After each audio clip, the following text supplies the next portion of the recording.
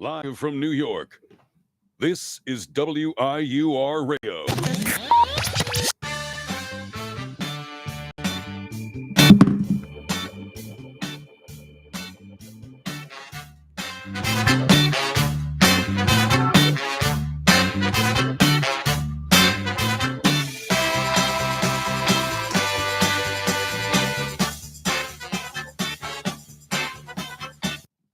And we're live. Oh my gosh.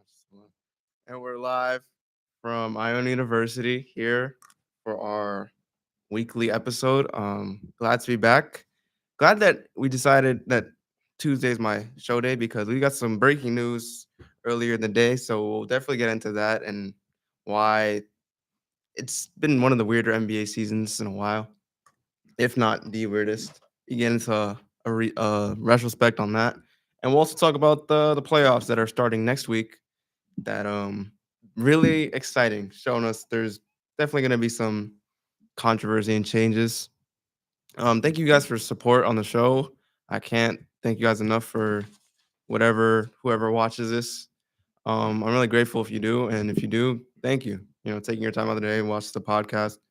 I love it. So let's get into the breaking news for today. Happens. I was sitting in class, got the notification, and I just immediately knew this is my podcast topic. It's the Nuggets. The Denver Nuggets have fired Coach Michael Malone with 3 games left in the season.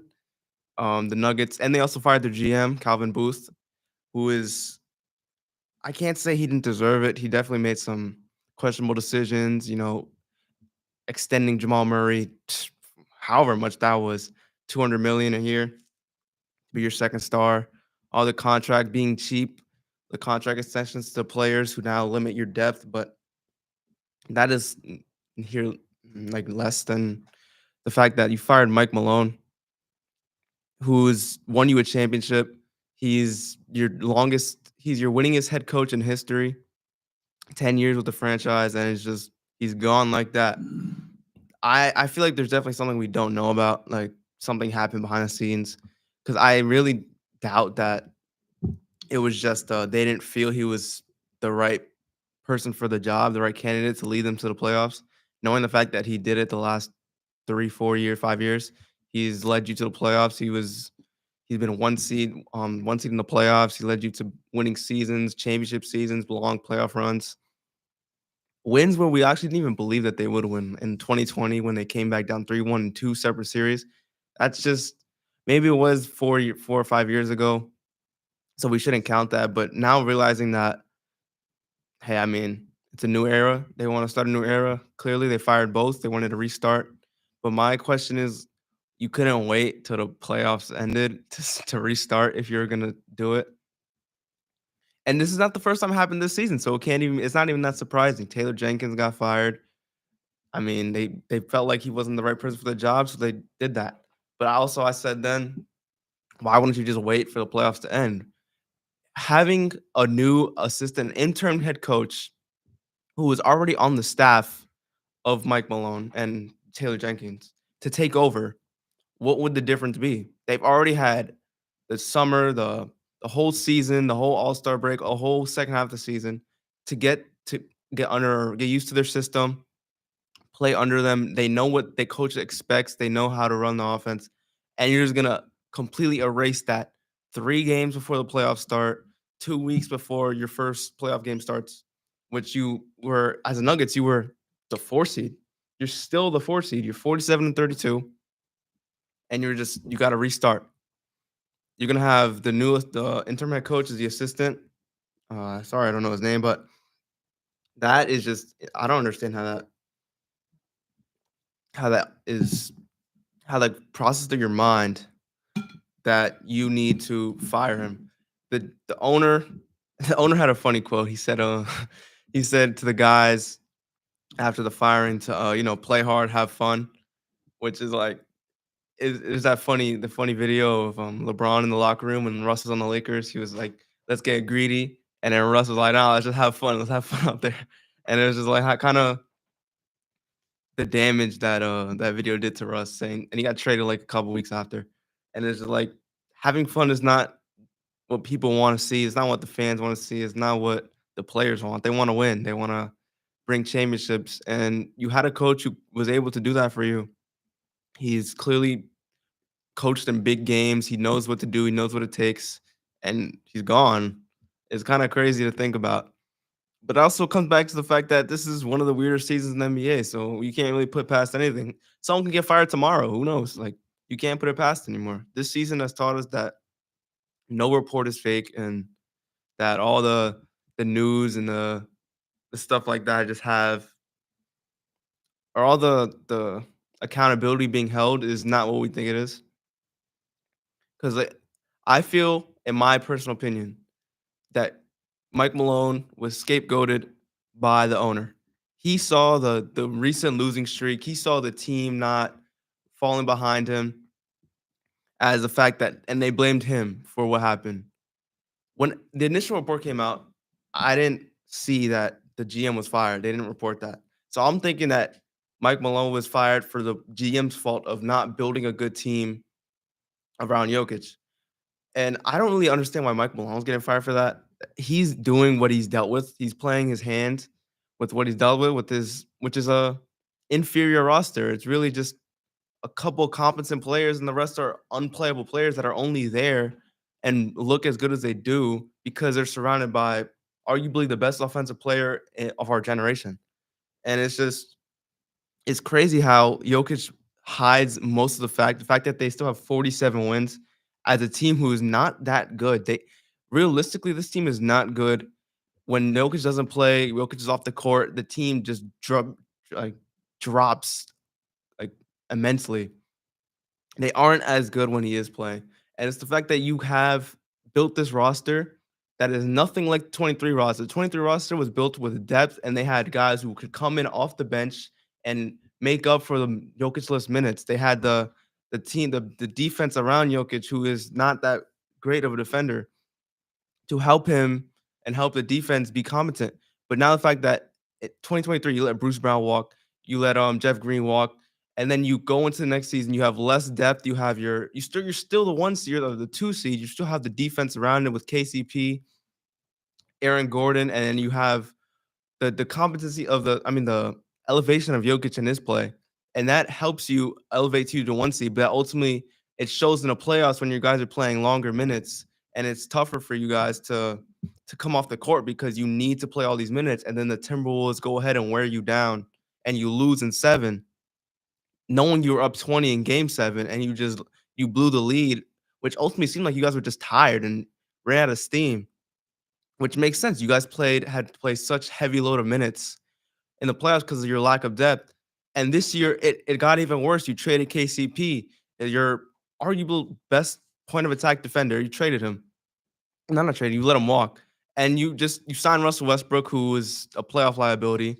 And the guys around the depth it kept showing because you had no depth last year. You have definitely no depth this year. It just showed the flaws and the fact that when Jokic is not on the court, it looks it's not even like an NBA team at that point. It's just a bunch of G leaguers, and it's just that team could be, or that the type of play you have to build around could be so. It seems so easy to build around them. You put competent defenders, competent shooters, guys who can put the ball on the floor so they take the pressure off of Jokic. The guys who can play pick and roll with him. Jamal Murray's good at that. It seems like you forgot how to build around him. Calvin Booth, you definitely deserve to be fired. I will not. He definitely deserved to be fired. Whether it was this year or next year, they need a new guy. I just don't think Mike Malone should have been fired because he had the right scheme around Jokic. Jokic has won 3 MVPs, almost 4. He's been top 2 in the MVP debate the last 5 years. Built off the fact that he is what Mike Malone has, the system that he's put him in, and the ability to show his dominant talent. I think that should be credited, despite the fact that Jokic is a generational talent. It's hard to see another guy like him. There's not many walking around that can do what he can do. And it's the fact that you fired him. Either Jokic said okay to it. Either he said, if you fire the GM, you got to fire me too. Whatever the situation was, I just don't think it's right to fire him. Let alone 3 days before the playoffs. I guess if you don't have a better option, which I don't think there is a better option on the market right now, unless there's some guy we don't know about that they can pull up. Maybe there's a Denver assistant coach that they'll find. But even then, I just don't think that is ultimately going to make up for what Mike Malone was. I could be proven wrong. There's definitely been some like coaches who have been found from the G League, like Coach Dagnall from the Thunder, found out the G League, and he's been a coach of the year and his 60 wins with the Thunder. They clearly found out the type of coach he wanted to be. We ultimately don't know yet because they're clearly not going to win this year. The fact that their roster is not as good as they were the last 2 years, and the fact that you lost your coach now, so it's gonna be an assistant coach, you're most likely gonna get outcoached in every playoff series you play. Let alone the fact that the West is 10 times harder than it was last year, even though last year's West was like incredibly difficult. You have, I mean, the first round, it looks like you're playing the Clippers. You might for sure get outcoached by the Clippers pretty easily, and it's the fact that you have no depth either. So you're really just you're just relying on the fact that you want Jokic to ultimately dominate to a different level. So the way it's looking right now, I think the Clippers might spank the Nuggets in the first round. If the Nuggets don't fall, if the Clippers don't fall, if the Clippers don't rise, it's the 4-5 matchup. I just think it's ultimately comes down to this last couple of games. There's one, two, three, four, five teams with the same record, and the Nuggets could lose the next 3 games, fall straight to the A seed if the other teams went out. But also they won't win out because they play each other. It's kind of weird. But they could ultimately fall to a lower seed, lose home court advantage in the first round, and things can go really wrong really fast. I just don't think that was a smart idea for the owner. Maybe he reacted in an emotional way. Most owners do, which is why I think the NBA is weird. This is a weird season for the NBA. I think there's been a lot more emotional reactions to situations that have happened that don't really help the team, but in the way that they think it will, but they just see a vision and they just react on it. Same thing happened with the Mavericks. Same thing happened with the Grizzlies. Grizzlies, the Grizzlies more understandable. John Morant clearly issued his concerns and his complaints with the team and the way that they were playing, which is your star player, your franchise guy says that. That warrants you more credibility to fire a guy like that.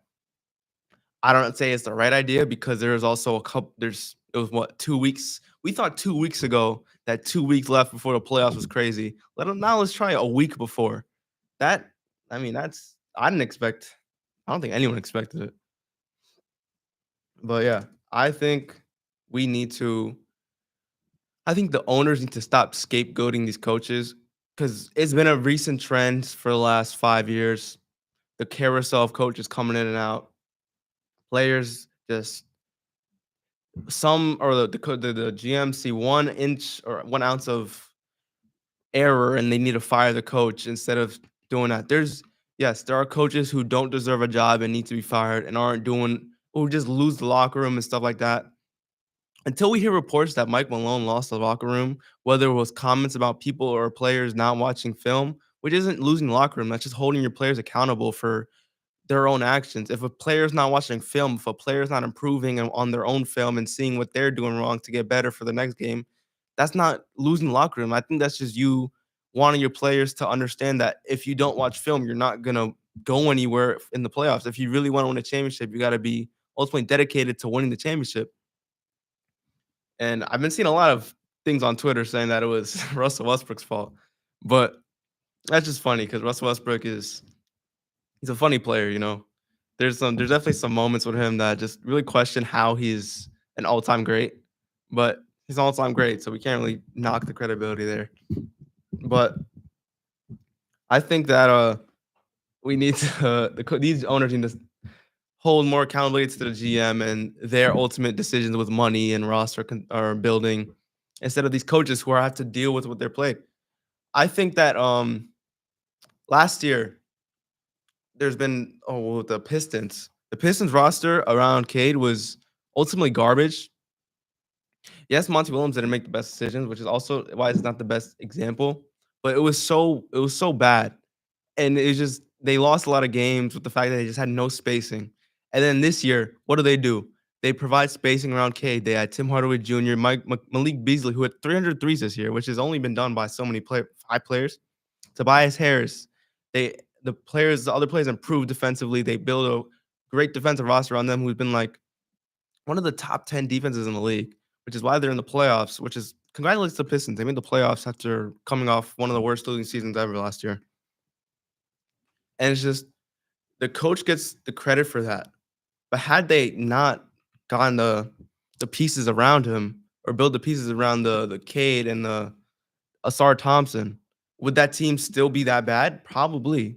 So the credit goes to the coach, but the credit never goes to the front office who put the proper pieces around the players.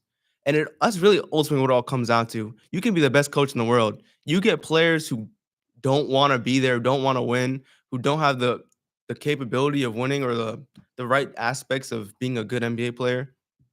It's gonna be hard to win, no matter what coach you are. You can be Phil Jackson in the '90s. You can do whatever you want to do. The players aren't good. They aren't good. That is ultimately a GM problem. I think that we need to normalize putting accountability on the owners, which they will never take the accountability because they're the ones funding the team and making the millions, and they ultimately don't really care. The Mavs owner doesn't care. He gave all the responsibilities to Nico Harrison. We see how that turned out. He didn't hold his GM accountable, and look what he did. I guess we just had to the fans have to live with that, but they really don't because they can ultimately just sell the team whenever they feel like it. I think that the Nuggets made a I could say it's all day. Nuggets made a bad decision, which is okay. GMs make bad decisions. It's how you react, or owners make bad decisions. How you come back off the bad decisions is how something we'll never know until it happens. The Nuggets could lose in the first round, come back next year with a better coach, still have Jokic. They still have to retool their roster because they're not the best roster as we see it now. There's clear what's the word? Clear faults in the roster. The shooting, the defense is a little questionable. The depth is definitely questionable. Could that be fixed? Who knows? Because you're paying your top 4 guys so much money that we don't know how you can really build besides the draft and drafting well, which most teams don't draft well. But the Nuggets aren't that bad at drafting. They're just a little. I think the new GM change will really show us how good they are drafting and see the improvements if they're there or not. But also, you're still tied with money. The fact you paid Jamal Murray $200 million, Michael Porter Jr. is still making what is it, $190 million, something like that, 100 something million dollars. And then Aaron Gordon's making his money. Jokic is making his well-deserved money. The more players you have to pay, and the less role players you're paying because you're being cheap, trying to save your money for these big guys, your team gets worse. And that's just unfortunate fact of the new NBA salary cap. The more money that these big players get, the less talented your roster is going to be. That's why these young rosters are so good now because they have more a conglomerate of young players who are young and aren't making as much money as these guys who have been in the league for a long time and have these max contracts that are just taking up the salary cap.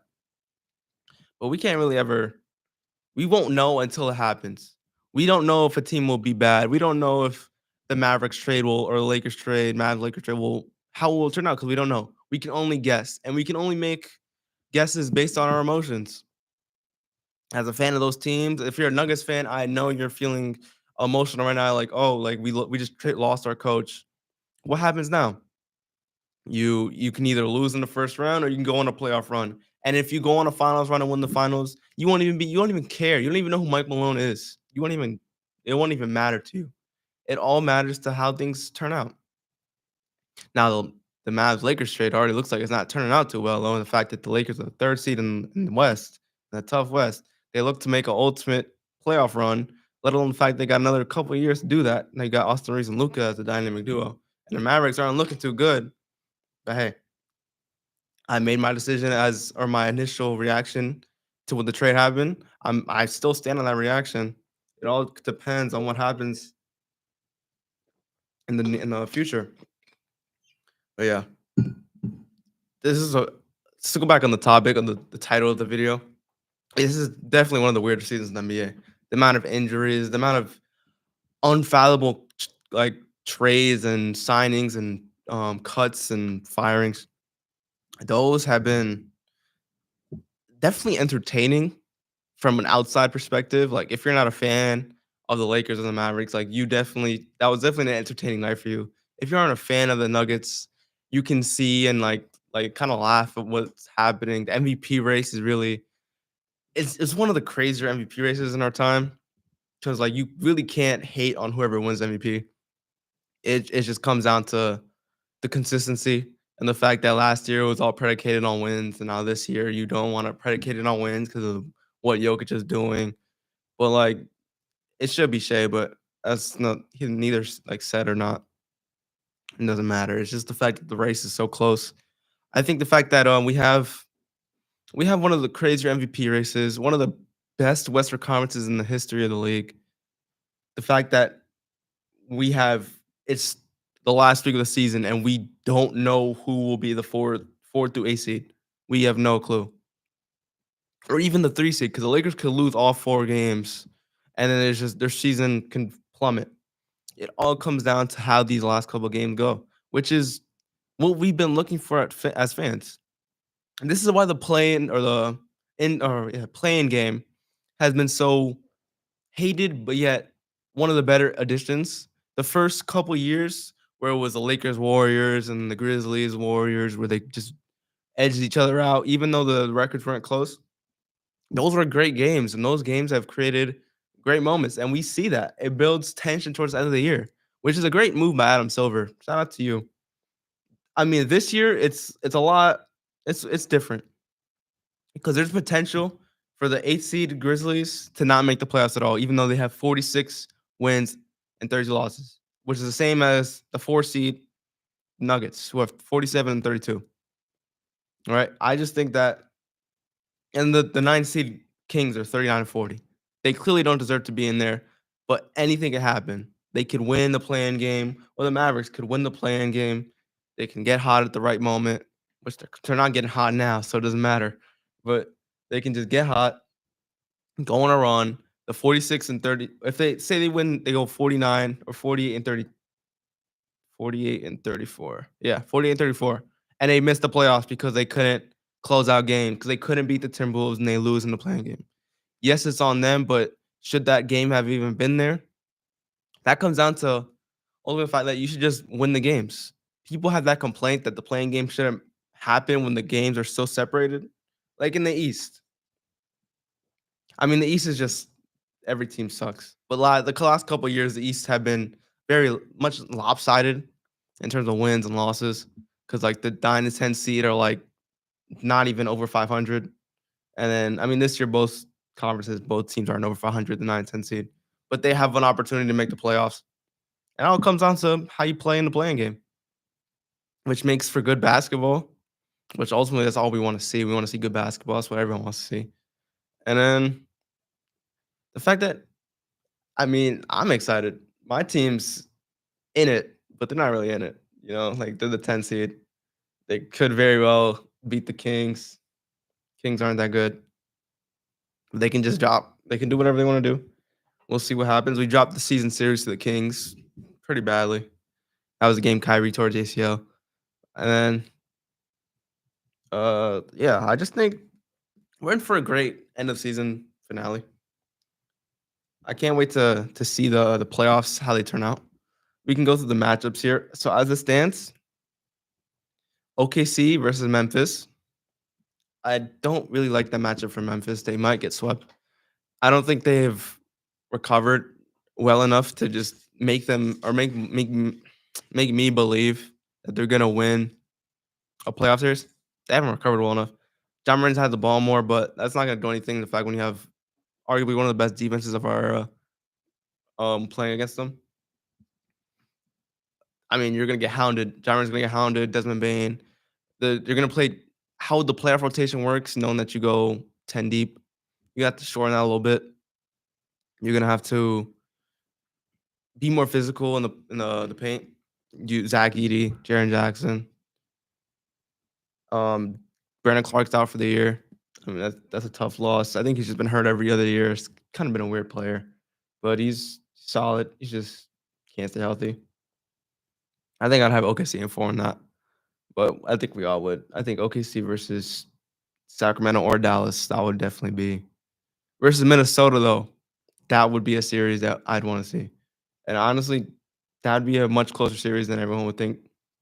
It might be a cool, like, that's a 6-7 game or 6-7 game series.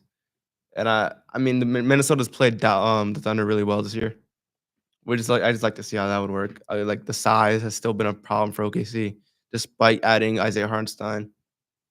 The size has always been a problem for OKC, but I thought they kinda minimized it. But their losses have been to majority Western Conference teams, and they just been bigger and outplayed them and with the bigger players.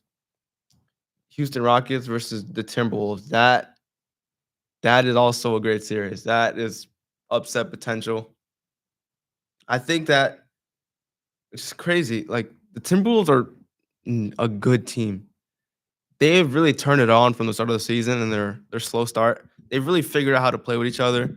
The same thing happened with Carlton Towns and Rudy Gobert that first year. Their first year, they could never figure it out.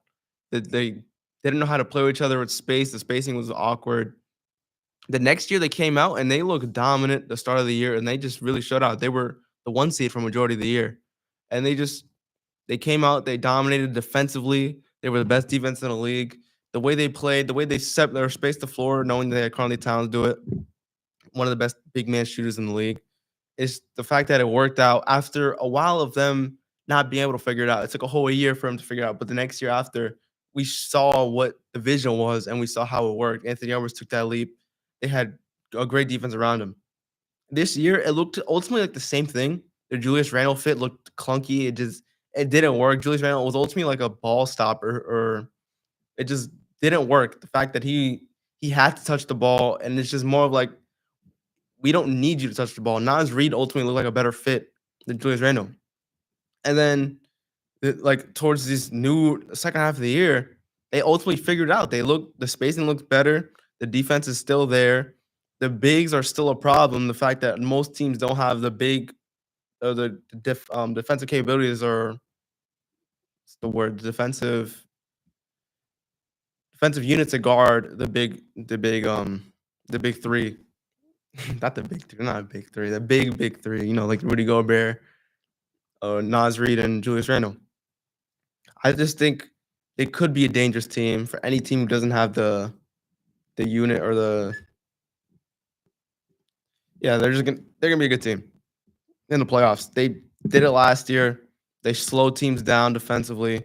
They shut down the Suns, who were hot defensive or offensively. The Nuggets, they figured out the way to guard Jokic. There's just you got to put bodies on him, and I think they had that they had the plan for him. They had the plan for him to guard him. I think a lot of teams notice that the more size you have on him, the harder it is for him to do all these post moves and work, and he gets tired. And that's the move to guard Jokic. And a lot of teams have done that. They have seen how to do it, and they use the they have the ability to do that. Will the Timberwolves do anything when they play the Rockets if they don't already move up? We don't know. The Rockets are a young team. They have the defense to do it. They have the right defenders. They have Amen Thompson, Dylan Brooks, Tari Eason, Fred VanVleet. They got Jabari Smith. They got all these guys, these young guys. The problem that everyone sees with them is they don't have a closer. They don't have a guy to win them games when it comes down to it, because all playoff games will end up turning into close games. There will be a close game in the playoffs that you have to close out. Are they able to do that? Can they do it by committee? Can they do it by Sangoon stepping up and being that type of guy who can do it? Well, I don't know. It just takes time to see. We can always assume, we can always see how that would work, but we don't really know yet. We need to know how locked in will they be for the playoffs? How would Coach Ime Udoka, who has finals experience, how will he be able to show off his coaching ability and get this team to where they want to be at?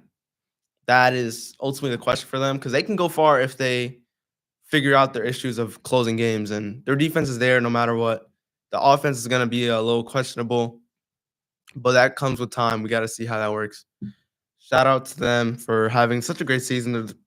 honestly the clear 2 seed, which is, I mean, I wouldn't say I expected it, but impressive for them to do that. 3 versus 6. This would be the this would be definitely the series of the year. Lakers versus the Warriors. I mean, I know a lot of fans are hoping this stays and people want to see Lakers Warriors. I doubt they do. I don't know if the Warriors are gonna like not win out and Nuggets are not gonna lose out and they jump up to the 4 or 5 seed or drop down. I mean, I doubt that happens. But as in right now, Lakers Warriors would definitely be series of the year. You got, the rivalry of the Lakers Warriors who already played 2 years ago. Curry versus LeBron. Luca. Luca's there. Jimmy Butler's there. It's ultimately the last run for either both of them for LeBron and the Warriors. LeBron, if not, this is the last year. Next year is for sure his last year. He's 40. Doesn't even seem like he wants to play anymore. He's kind of like hinting towards it. I mean, he definitely has the ability to play. And I think he loves the fact that he's now has Luca surrounding him to just take all the load and pressure off of him. I think we'll see if LeBron plays another year, it will definitely be in a diminished role, which is honestly what he's been looking for. Austin Reeves and Luca are doing a great job at doing that. They don't look dominant. They look dominant at the start, but they look like they're ready for the playoffs. They got a good coach in JJ Redick. That's gonna work. The Warriors got Steve Kerr. Well, I mean, a lot of fans don't like him sometimes, but he's definitely won you guys some games with his lineups, his ability to coach the team. The Warriors, they look dangerous. Steph Curry, Draymond, Jimmy Butler. Their role players are stepping up in big moments. They got the G Leaguers playing well. Quinton Post, Gui Santos, B Pods. They're showing out. How would these two teams are definitely, they can contend for the Western Conference Finals or not the finals. And playing the first round would kind of just like, it's kind of shooting the load way too early. This would be like a great conference finals or semifinals. But I mean, the way it's looking up, it'd be great to see it. And the fact that knowing that one of these teams won't make it out the first round is kind of crazy. Knowing the fact that they have the 2 most toxic fan bases in the league. I mean, it's gonna be a fun series, very toxic series. Hoping to see how that would work. Who would I have winning it? I think it could definitely go 6 or 7. I don't think either of these teams win in 5. There's no chance for that. But I probably would have the Lakers winning that. A little edging it out. Lakers have that in 7. I just think the fact that it's hard to say. They have 3 guys who are game changers and could do something in the playoffs. The Lakers also have the Warriors number, but that doesn't really matter. The fact that it's a different Warriors team, and they didn't beat them the last time they played, but it's a regular season game. Curry can definitely do some damage. Jimmy Butler, we don't know how he'll play in the playoffs. We don't know if it's the old Jimmy or the whatever new version of Jimmy it is, the role player Jimmy. But I just want to see how this works. It's kind of sad that one of these teams will be gone in the first round. Knowing the fact that, yeah, these are like the last 2 times we'll ever see these 2 legendary players. So it's just, if it happens, we should just admire greatness because the fact that we have LeBron and Curry like still playing at this level and that like 37 and 40. And we probably won't ever see this again. If they do play as the last Curry versus LeBron series we'll ever see, which is hard to see because I thought last time would be the last series would be the last one they play, and LeBron won that ultimately. But I just wonder how it'll work out now. And then Denver versus the Clippers. That's definitely a series that we'd want to see if Mike Malone didn't get fired. I just don't think this would be it would be close because Jokic is that good of a talent. I just haven't seen how they're gonna play under the new coach, the new assistant coach, the interim. It's hard to say. It's hard to predict. We don't like they could play completely different, but how different could they play knowing the fact that you got 3 games left? You can't create a new system. You can't create a new way to play offense. It's just how you're gonna play it. You're gonna play the same way you've been playing with just the worst coach when it comes to time to making adjustments versus one of the better coaches at making adjustments. This Clippers team also really depends on their defense is there. They have the offense to do it. Will Kawhi stay healthy? We don't know. He did take off first half of the season, which gives me a little bit more confidence in him, his ability to play, because he doesn't have the whole load of the season on his knees. He just has the second half. I think that could help him come playoff time. I hope he doesn't get hurt. I really do want to see him play, because when he does play, he's dangerous in the playoffs, and no one can really doubt that. I really hope he does. I just It's hard to just say that he will. Harden, we need him to. I mean, he's not playing my team last year. I was glad he played kind of shaky. Him and Paul George a little stunk it up a little bit. But now he's not playing my team. I don't care. James Harden, we want to see a series from you. James Harden is one of the most.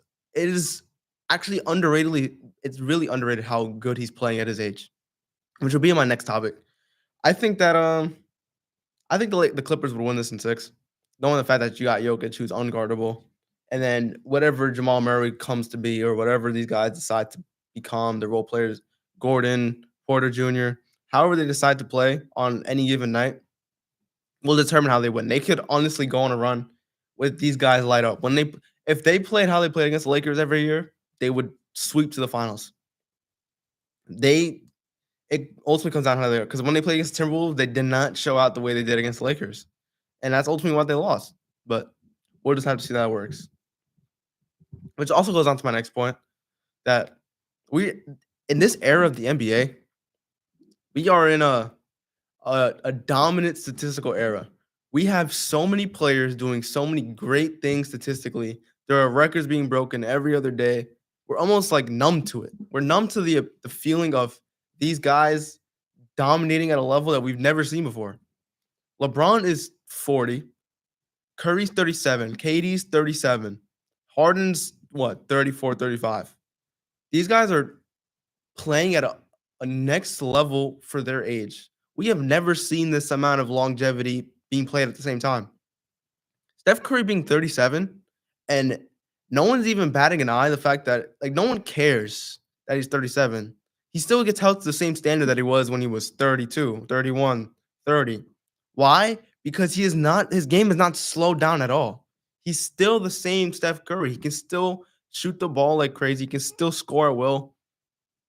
On other nights, not against the Rockets. The Rockets had 3 points. But I'm saying, like, it's the fact that his standard is so crazy that people expect him to be one of the better players in the NBA at 37. Same thing with LeBron. LeBron gets held to the same standard that he was at 30, at 28, at 29 when he was making finals runs. These guys are old men playing ball, and they're so good that people don't even care the fact that they're old. They just hold them to the same standard that they were always at. Kevin Durant is 37. He probably won't play for the rest of the year. We probably won't ever see Kevin Durant play ever again. He just hurt his knee. I mean, not ever again, but for the Suns ever again. He's still scoring the ball at a crazy efficient level. He's still putting the ball in the basket. Next, like, it's crazy how good Kevin Durant is at 36, 37. I want to get his age right.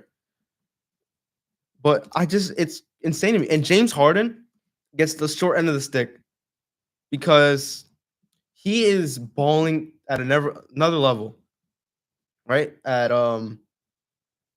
crazy for the Clippers. They're making the playoffs. They're about to make the playoffs despite Kawhi missing majority of the year. That is crazy. The fact that he was able to hold he's 35.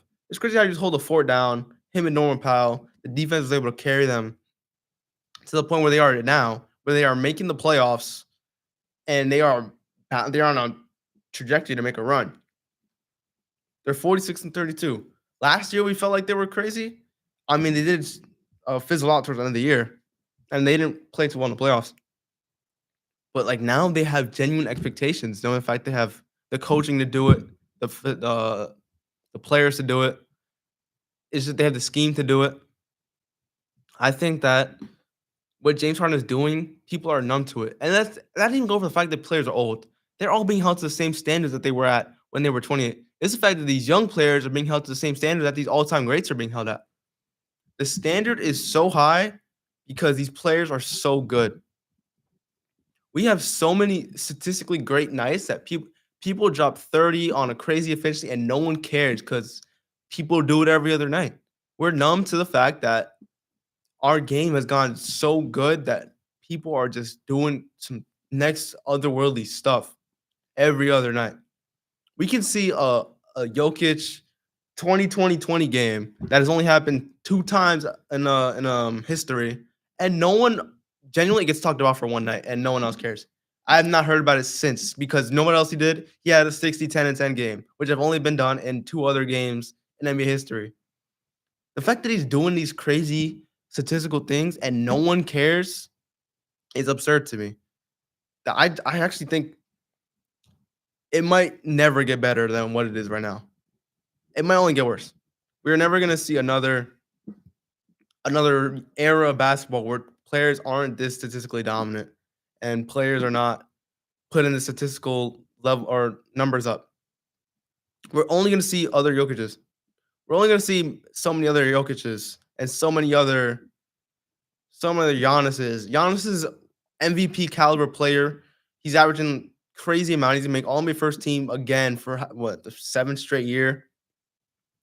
And no one cares because he's not doing what he's supposed to do in terms of winning. He's 40. They're like, what are they? They're 44 and 34 in the East. And I mean, he's not winning. He's also been hurt in and out the lineup. Dame's out. But it's just the fact that we're numb to what he's doing. We're numb to what Giannis is doing. We're numb what the Celtics are doing. The Celtics are 50 and 20, and people don't care because last year they were 64 and 18. I think we need to reel it in and understand that we are watching next level basketball every other night. There's a good game, great basketball being played every other night, and we need to admire what we are watching. Also, I think the Nuggets have mishandled Jokic and the Bucks have mishandled Giannis. 2 superstar talents who are just being misutilized by their franchises. And it's good that they both won a championship because we don't know if they'll ever win another championship for their franchise ever again. If they either leave or the franchise can never put a proper team around them. I think that's kind of sad that we have these generational players who have only won one championship.